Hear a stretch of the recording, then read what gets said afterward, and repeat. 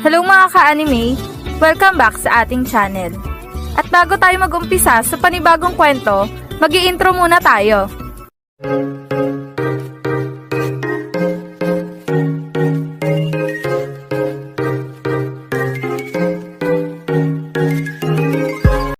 Bago natin simulan ang panibagong kwento ng High School League, gusto ko lang ipaalala sa inyo ng paulit-ulit na ang kwentong ito ay isang fan-made lamang na nabasa ko lang sa isang site at hindi ito kasama sa totoong kwento ng Slam Dunk. Ngayon, kung nagustuhan nyo ang ganitong kwento, please pa-like na ating video at pa-follow na din sa ating Facebook page na Tagalog Anime Manga. Tara, umpisa na natin ang chapter 126 ng International League. Nagpakitang gilas nga agad ang dalawang kupunan sa mga manonood. Nang supalpalin ni Hanamichi itong si Hikaru at supalpalin naman ni Michael itong si Hanamichi. Kaya naman, ang buong manonood ay nagwawala na agad sa kanilang mga kinauupuan at talaga naman nagsisigawan sila ng malakas. Aba, ang tindi ng dalawang kupunan na to ah. Walang gustong magpa-score sa kanila. Talaga namang pinapakita agad nila kung sino nga ba talaga ang mas malakas na kupunan. Sige Ryokuzo at Shouko, magpakitang gilas lang kayo. Yan ang gusto naming mapanood. Bigay todo agad sa laban. Yan ang sigawan ng mga manonood na talaga namang sobrang natuwa sa pagpapakitang gilas ng dalawang kupunan. Habang itong referee naman ay napagdesisyonan na show kung mapupunta ang bola. Dahil na nga sa ang huling nakatapik sa bola ay itong si Michael. Kaya naman, hawak na ngayon ng show ko ang bola at tinadala na ito ni Ryota papunta sa kanilang basket. Chill ka lang Hanamichi, nagsisimula pa lang ang laban pero parang gigil na gigil ka na. Relax ka lang, hindi yan nakakabuti sa atin. Ngayon, humanda ka dahil gagawa na tayo ng isang siguradong puntos at hindi na natin nahayaan pa na mapigilan nila tayo. Yan ang sabi ni Ryota. Sabay dribble na mahinaon sa bola nang bigay itong binantayan ng maigpit ni Kaoru. Aba, may Bansot palang miyembro ang mga malalaro ng Shouko. Ano kaya magagawa mo sa laban na to Bansot? Baka maging pabigat ka lang sa inyong kupunan ah. Yan ang sabi ni Kaoru na talaga namang dumidepensa ng maigpit. Habang itong si Ryota naman ay hindi nagpapa-apekto sa sinabi ni Kaoru sa kanya. Bagkos, patuloy lang ito sa pag-dribble ng bola at naghahanap ng tiyempo para makapunto sila. Nang biglang sinubukan na istilin ni Kaoru ang bola mula kay Ryota. Habang itong si Ryota naman ay agad na drinibble ang bola papunta sa kanyang kanan. Kaya naman, naiwasan nito ang binabalak na pagsil ni Kaoru sa kanya. Ngunit, laking gulat itong si Ryota. Dahil na nga sa bigla ulit may sumundot sa bolang hawak niya mula sa kanyang kanan. At ang pagtingin nito, nakita niya si Totsuka na nagawa na nga mastilang bola sa kanya. Ano? Ang bilis naman nun. O baka naman, plano talaga ito ni Kaoru para ma-open ang bola sa aking kanan. Nakainis. Nagawa nila akong mastilan. Yan ang sabi ni Ryota sa kanyang sarili. Habang itong si Totsuka naman ay dinadala na nga ang bola papunta sa kanilang basket. At itong si Michael naman ay agad na sumigaw ng malakas habang tumatakbo ng mabilis. Nice steal Totsuka! Ngayon, ipasa mo na ang bola dali! Atin na ang unang half na ito! Yan ang sigaw ni Michael na naging dahilan upang agad na ipasa ni Totsuka ang bola papunta dito. At nang hawak na ni Michael ang bola, mabilis niya din naman itong idrinibble papunta sa kanilang basket. Shouko! Bilisan niyo din! Habulin niyo yung lalaking yan! Huwag niyo nga hayaan na makagawa siya ng puntos! Yan ang sigaw ni Ayako. Ayos! Ito na ang ating pagkakataon para makuha ang unang puntos sa laban na to. Yan naman ang nakangising sabi ng coach ng Ryokuzo. Habang itong si Michael naman ay patuloy lang sa pag-dribble ng bola at tinignan nito si Hanamichi kung nakakahabol ba ito.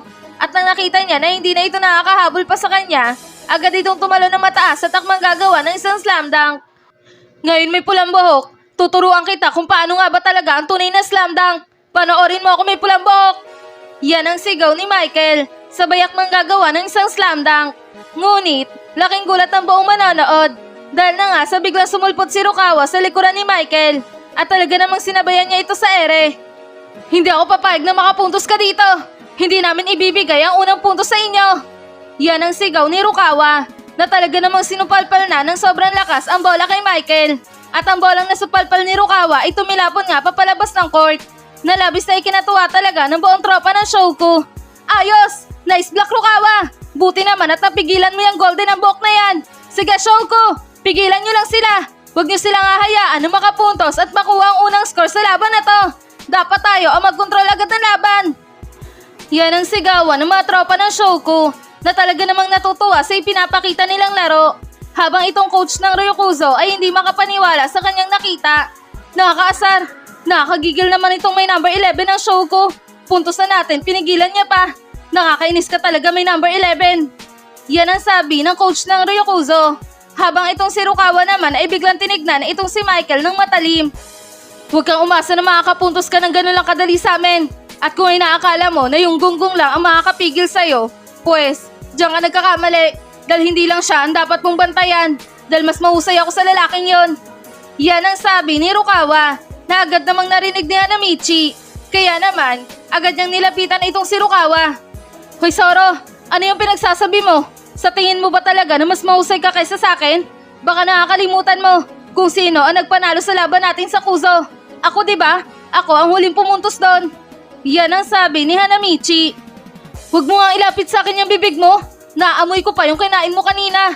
Ang baho. Ilayo mo sa akin yung mukha mo dahil baka magkapalit pa tayo. Kawawa naman ako. Yan ang sabi ni Rukawa. Aba, sinusubukan mo talaga ako ah. Yan naman ang sabi ni Hanamichi. Na biglang binatukan sila ng sobrang lakas ni Akagi. Manahimik na kayong dalawa dyan. Kapag nagpatuloy pa kayo sa pagtatalo, sasabihin ko kay Coach Asay na paupuin na agad kayo. Yan ang pananakot na sabi ni Akagi na naging dahilan upang manahimik ang dalawang gunggong. Habang itong si Michael naman ay napabulong sa kanyang sarili. Habang nakatingin kila Hanamichi at Rukawa. Aba, may ibubugang dalawang batang to ah. Siguro pwede na sila. Pwede na silang maging laruan ko sa laban na to. Ngayon, humanda kayong dalawa dahil dudurugin ko kayo na magkasabay. Yan ang pabulong na sabi ni Michael sa kanyang sarili. Sa kabilang banda naman, hawak na ng Ryokuzo ang bola at tinadala na ito ni Michael papunta sa kanilang basket. Nang bigla niyang ipinasa ang bola papunta kay Hikaru. At nang hawak na ni Hikaru ang bola, agad naman itong binantayan ng maigpit ni Hanamichi na talaga namang nagpahirap ng uso sa ginagawang opensa ni Hikaru. Nakakainis! Hindi ba napapansin ng referee ito may pula ang buhok? Masyado siyang nakadikit sa akin. Paano ako makakagawa ng puntos nito kung ganito ang depensa niya? Yan ang sabi ni Hikaru sa kanyang sarili na talaga namang nahihirapan sa ginagawang depensa ni Hanamichi sa kanya. Aba, tignan niyo yung kapatid ni Atochi oh. Hard defense na agad ang ginagawa niya sa may number 4 ng Ryokuzo. Mukhang ayaw niya talagang makuha ng Ryokuzo ang unang puntos dito ah. Sino kaya ang unang makakapuntos sa dalawang kupunan na to? Yan ang nakangiting sabi ni Yamato. Tama ka nga Yamato. Kung magpapatuloy ang ganyang depensa ni Hanamichi, siguradong aabutan sila ng shot clock. Kaya naman, ang dapat nalang gawin ng may number 4 na yan ay ipasa ang bola sa kanyang kakampi. Yan naman ang sabi ni Kenji. Habang itong coach ng Ryokuzo ay napatayo sa kanyang kinauupuan, sabay sumigaw ng sobrang lakas. Hoy Hikaru! Ipasa mo na agad ang bola! Huwag mo nang ipilit yung opensa mo sa may pulang buhok na yan! Dahil malabong makagawa ka pa ng punto sa kanya. Kaya naman, ipasa mo na sa labas ang bola, dali! Yan ang sigaw ng coach ng Ryokuzo. Ngunit, itong si Hikaru ay hindi sinunod ang kanyang coach. Dahil na nga sa gustong-gusto nitong makabawi kay Hanamichi. Dahil sa ginawa nitong supalpal sa kanya. Kaya naman, pinilit nitong buwagin ang depensa ni Hanamichi. Sabay siko nito kay Hanamichi na naging dahilan upang mapaupo si Hanamichi sa sahig. At nang nakita ni Hikaru na napaupo itong si Hanamichi, agad itong tumalon at gumawa ng isang hookshot na agad din namang pumasok sa kanilang basket. Nang biglang pumito ang referee. Not counted! Offensive foul number 4! Yan ang sigaw ng referee na talaga namang ikinagulat ni Hikaru. Ano? Paanong offensive foul yun? Hindi naman yun offensive foul, ref. Kita nyo naman diba? Masyado lang dikit ang depensa niya sa akin kaya naman akala nyo na tinamaan ko siya ng siko ko. Yan ang gigil na sabi ni Hikaru sa referee. Habang itong si Michael naman ay agad na nilapitan itong si Hikaru. Tama na Hikaru, kapag nagreklamo ka pa sa referee, baka ma-technical ka pa niyan. Alalahanin mo, kakasimula pa lang ng laro. Kaya naman, dapat doble ingat tayo sa bawat galaw natin. Yan ang sabi ni Michael kay Hikaru. Habang itong mga tropa naman ng Shogo ay nagsigawan na naman ng sobrang lakas. Ayos! Nice one Hanamichi! Nice defense! Ang talino mo talaga! Nagawa mo pang maisip ang ganon! Ang usay mo talaga! Pero sana hindi ka ma-injury sa ginawa ng lalaking yan sa'yo! Yan ang sigawan ng mga tropa ni Hanamichi. Nice one Hanamichi! Hindi mo talaga hinayaan na makawala yung may number 4 sa'yo. Talaga namang pinatigas mo yung katawan mo para mahirapan siya sa depensa mo. Ipagpatuloy mo lang yan Hanamichi. Huwag mo nga hayaan na makapunto sila sa atin. Yan ang sabi ni Fujima. Tama ka nga Fujima. Ang husay ng pagkakadepensa nitong si Hanamichi. Talaga namang pinalakas niya pa ang kanyang depensa. Mukhang pinaghandaan niya talaga ang laban na to para maipaghigante ang kanyang pinsan na si Orochi. Yan naman ang sabi ni Maki. Sa kabilang banda naman, hawak na ng Shouko ang bola at tinadala na ito ni Ryota papunta sa kanilang basket. At itong si Kaoru naman ay sinubukan siyang depensahan na biglang ipinasa ni Ryota ang bola papunta kay Akagi. At nang hawak na ni Akagi ang bola, bigla naman itong pumihit sabay fake shot na naging dahilan upang agad na tumalon itong si Hikaru para pigilan itong si Akagi. Ano? Isang fake? Patay! Nadali niya ako dun Yan ang sabi ni Hikaru sa kanyang sarili na talaga namang sobrang nagulat sa ginawa ni Akagi sa kanya. Habang itong si Akagi naman ay biglang napangiti, sabay tumalon at gumawa ng isang slam dunk. Ngunit, hindi lang ito isang ordinaryong slam dunk dahil ito ang kanyang signature move na gorilla dunk na agad din namang pumasok sa kanilang basket. Kaya naman, nagawang makuha ng Shouko ang unang puntos laban sa Ryokuzo na labis na ikinatuwa talaga ng buong tagahanga nila. Ayos! Nakuha din natin ang unang puntos! Sige Shouko, ipagpatuloy nyo lang yan! Atin na ang laban na to dahil tayo na ang nagkokontrol dito! Sige Shouko, kaya nyo yan! Talunin nyo ang mga mayayabang na yan! Yan ang sigawan ng mga tagahanga ng Shouko. Habang itong si Hanamichi naman ay agad din nilapitan itong si Akagi. Nice one, Gori! Ang ganda ng ginawa mong fake na yun Talaga namang napakagat mo ang matandang kalaban natin at hindi mo hinayaan mapigilan ka niya. Yan ang sabi ni Hanamichi. Ginawa ko ang akin lahat ng mga kaya dahil ayokong lumabas na mahina laban sa kanila. Kaya naman, binawian ko lang ang lalaking yon at pinaramdam ko sa kanya na hindi rin ako basta-basta. Yan naman ang sabi ni Akagi.